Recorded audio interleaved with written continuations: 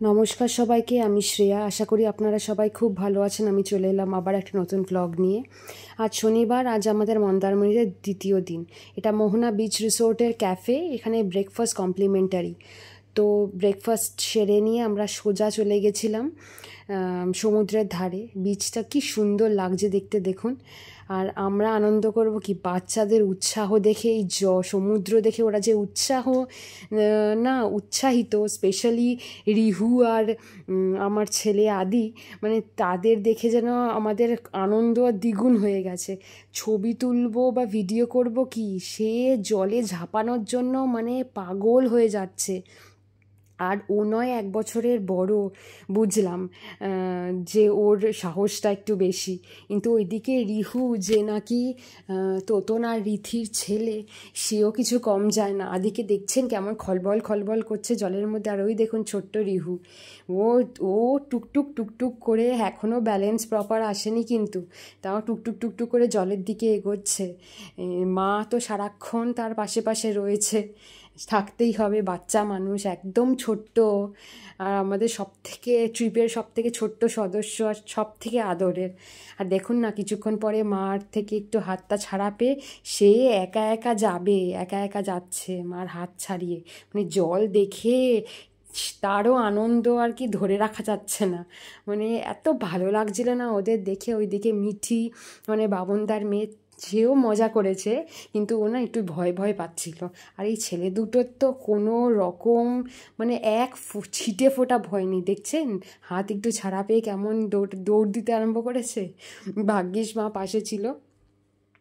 আর মানে আমাদের ট্রিপটা সত্যিই সার্থক, যে এই বাচ্চাগুলো এত এনজয় করেছে। আমরা নো ডাউট ভীষণ এনজয় করেছি। আর বাচ্চাদের এনজয় করতে দেখে না আমাদের খুশির মানে সীমা ছিল না। সত্যি এতটা এনজয় হবে আমরা নিজেরাও মানে এক্সপেক্ট করিনি। তারপরে বিচে না এই গাড়িগুলো জিপ গাড়ির মতন, সেই বাচ্চাদের চড়ানোর জন্য আর কি ঘুরে বেড়াচ্ছিল রাত্রিবেলা। কালকে এই গাড়িগুলো ছিল, কিন্তু লাইট জ্বলছিল। ও আদি ভয় পেয়েছিল বলে ওকে নিয়ে চড়াইনি, সকালে চড়িয়েছি। তারপরে এসে লাঞ্চ করলাম, মাছ ভাত ডাল আলু পোস্ত এগুলো দিয়ে। আর তারপরে আমরা ঘুমিয়ে নিয়েছিলাম। ঘুম থেকে উঠে আমরা রেডি হয়ে বিচের ধারে যাব। ওখানে একটু চিকেন পকোড়া খেয়েছিলাম। আর রাত্রের জন্য রুটি আর কষা মাংস, মানে দেশি মুরগির মাংস নিয়ে এসেছিলাম। আর আদিকে তো টিফিন খাইয়েই নিয়ে গেছিলাম, তো অসুবিধা হয়নি। দুদিনের লাঞ্চ আর ডিনার না সেমই ছিল, তো তাই জন্য একদিনই দেখিয়েছি। এটা হচ্ছে 3rd ডে, মানে রোববার। ফিরে যাওয়ার দিন আমরা সব গোছগাছ করে নিজেরা রেডি হয়ে, বাচ্চাদের স্নান টান করে রেডি করে প্রপারলি সব নিয়ে জল ঠল নিয়ে এই যে রওনা দিচ্ছি বাড়ির পথে। মনটাও ভীষণ খারাপ লাগছে যে এতদিন এত এনজয় করেছি, আর আজকে ট্রিপটা শেষ। ট্রিপটা মানে হবে এটাই ভাল লাগে। মানে একবার চলে আসলে না দিনটা কীভাবে যে চলে যায়, তখন মনটা ভীষণ খারাপ লাগে। যে তখন মনে হয় বাড়ি গিয়ে মনে হয় এই দিন এরকম করেছিলাম, ওই দিন ওরকম করেছিলাম, এই সময় এই করেছিলাম। যাই হোক, ফেরার পথে বাপন তাই বেশিরভাগ গাড়িটা চালিয়েছিল। আর আমরা 3জন, আমি আদি আর সুমন পেছনে বসেছিলাম, সামনে পারমিতা দি মিঠিকে নিয়ে বসেছিল, আর পাশে বাবনদা গাড়ি চালিয়েছিল। তারপর আর কি, ফেরার পথ, আবার কবে আসবো, আবার কবে একসাথে সবার টাইম হবে, একসাথে এনজয় করতে পারবো জানি না।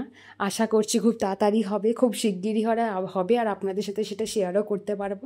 তারপরে না আমরা এই বিগ বাজার হাইল্যান্ড পার্কের যে রাস্তাটা, মানে যেখানে উদিতা অ্যাপার্টমেন্টগুলো আছে, ওইখানে একটু দাঁড় করিয়েছিলাম গাড়ি, মানে সাইড দেখে পার্ক করেছিলাম।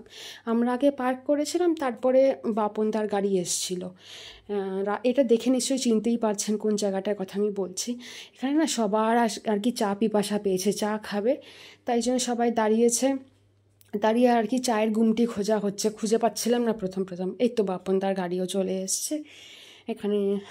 তোতন বাপন তার সবাই নেমেছে। তারপরে আমরা একসাথে একটা গুমটি দেখতে পেয়েছি দূরে, তো সেখানেই যাচ্ছিলাম সবাই মিলে। ওখানে একটু চা ঠা খাবো, একটুখানি টুকটাক গল্পগুজব হবে, তারপরে আর কি আবার যে যার রাস্তায় চলে যাব। এই আমি তো আবার চিনি ছাড়া চা খাই জানেন।